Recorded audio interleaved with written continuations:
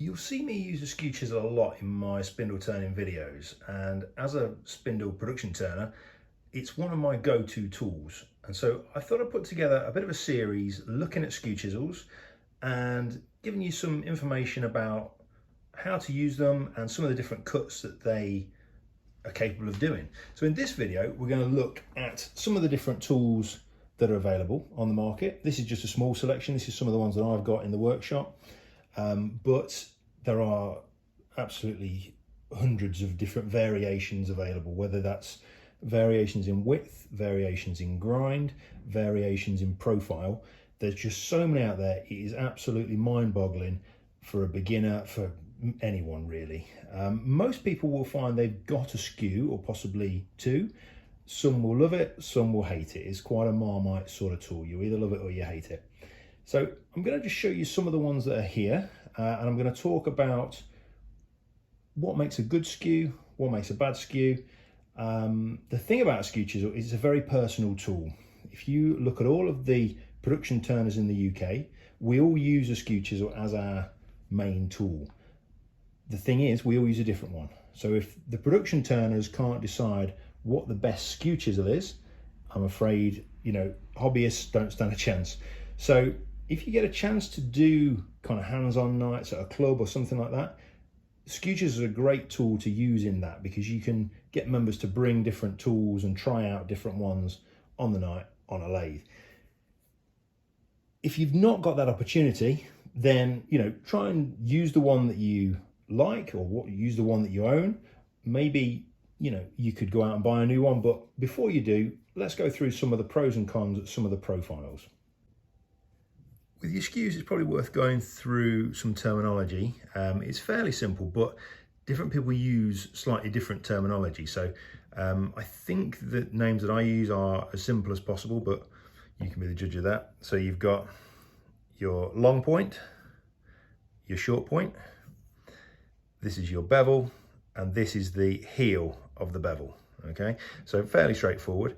When you're looking at the skew, this is your sort of angle of skew, and that varies, and I'll talk about that in a moment. But also the angle of the bevel. There's two bevels on a skew, and I go for about 22 degrees on each face, which sounds oddly specific, but after a lot of experimentation, that's just sort of where I've settled. Some people go as long as, say, 15 degrees on each face. Some people go a bit blunter, but I find around 20-22 works really well. It's a nice balance between being long enough that you get a nice clean cut, but also not so long that it's too difficult to control. And later, in some of the later videos, I'll go through some of the details about that as well. In my next video, I will start taking you through how to do some of the cuts, but in this video, we're just really looking at the tools and their profiles. So this tool, this is a factory grind skew chisel. So this is 3/4 wide, 19mm. It's got rolled edges, and this is the sort of grind that you get the tool from the factory. It's about 25 degrees of skew, which in my opinion is too much.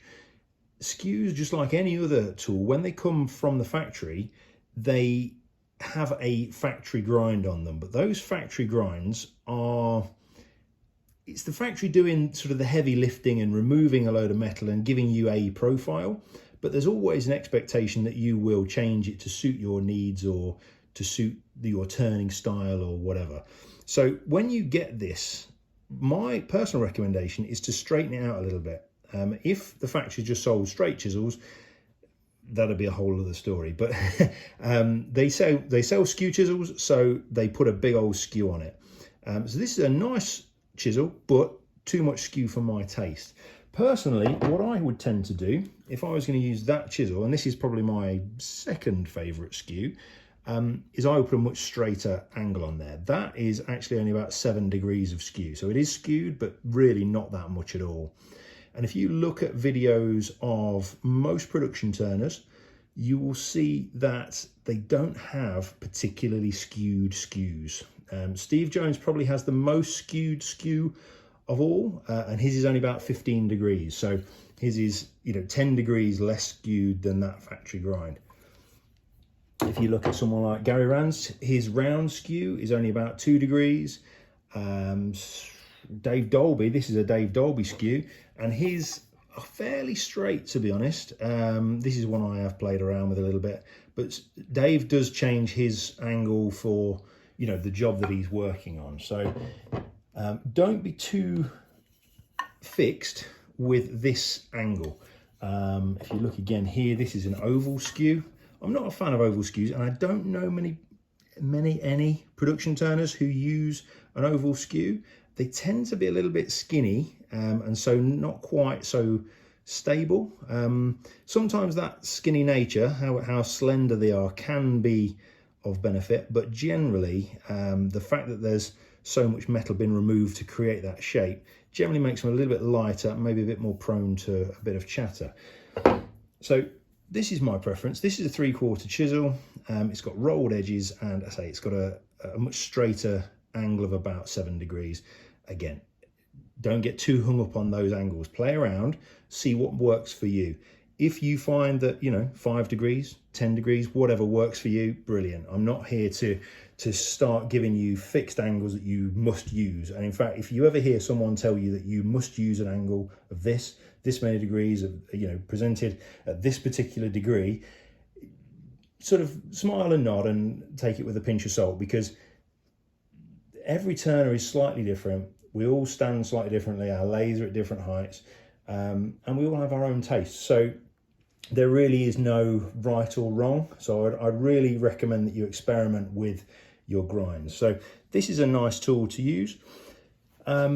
But like I say, very personal choice. Going back to Dave Dolby's one, this is a 5/8 round skew, and it is huge. It's basically a bowl gouge. So you can see, compared to that other one, you can see the sort of size. It's a bit of a monster, and obviously it's quite heavy to use all day long. But Dave likes it because of the mass. He says that it, you know, reduces vibration and chatter, so it's better to use. And there's quite a few turners who like the round bar because of how it slides along the tool rest and how it feels in the hand. If you look at this one, this is one I picked up at a car boot sale. This is a sort of real vintage one. I think it's an eye Sorby rather than a Robert Sorby, I think it is. Let's see if we can see that. Very small imprint down there, but yeah, they're really old ones. And this is carbon steel. More than anything else, I bought it because I like the handle. It's a really nice shaped handle. I would say the tang could probably do with being set rather further into the handle, and I don't really use it, to be honest, but I've got it, like I said, because I like the look of it, and it was quite cheap. So I bought it more out of interest than anything else. I don't really use it. I know some turners really like a curved skew. The argument of a curved skew is that it gets the points somewhat out of the way. So when you're planing, it gives you the opportunity of having a slightly easier, safe zone to use, if you like. And we'll get to that in the next video. But this I found is something that really is something to give you confidence. Some people really like it. Personally, I've not really found the benefit of it, but I know some people do prefer those, and there's nothing wrong either way, you know, if you like them or not. That's personally, totally personal choice. This one is a prototype of Colwyn Way's German type skew, and you can see this is a flared tool. Quite nice to use. Something probably takes a bit of getting used to, but certainly if you know Colwyn, you've seen him demonstrate, he gets on really well with them. He does them in a couple of different sizes, and again, feels quite nice in the hand. My own personal choice and my go-to is this. This is my signature tool, which in actual fact is not a skew chisel at all. It's ground totally straight across. So I suppose it's a chisel. And the actual name of this is a beading and parting tool. So this is a 10mm square tool, so square in every direction. And these have been around for a very long time. A lot of people, certainly in the UK, will probably have a version of this in their toolkit, but people tend to just use it as a heavy parting tool, but it's far more versatile than that. In actual fact, it's kind of a hybrid between a parting tool and a skew. So it'll do all the jobs that both a parting tool and a skew will do, making it even more versatile than a normal skew. The more traditional version has dead square corners, and often they're a much kind of blunter angle. So this being my signature tool, I've had this produced with slightly more heavily rounded corners, so it slides much more nicely on the tool rest, fits nicely in the hand, and has a longer grind angle, more like a skew than a parting tool.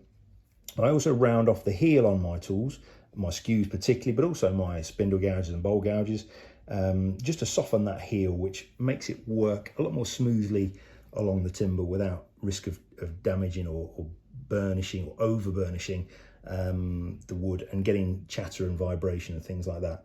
So this is my signature tool, and this is the one that you'll see me use probably more than any others. It is available through my website, available in the UK and around the world. But those two are probably the two I will use most.